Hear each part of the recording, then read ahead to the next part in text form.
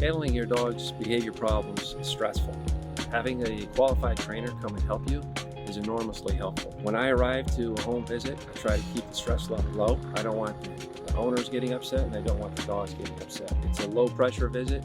There's usually treats involved, and I'd like to be able to pet your dog, but it isn't necessary.